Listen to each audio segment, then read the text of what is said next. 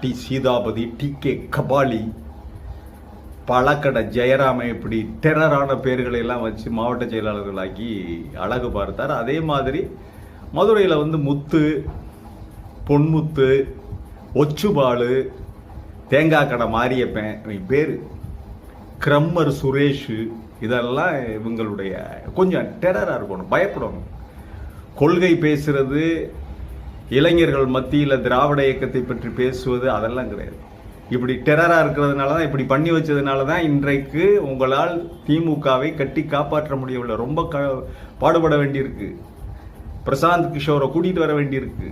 கொள்கை வழி நடக்கின்ற கட்சியாக இல்லை என்பது இப்போது தெரிந்துவிட்டது.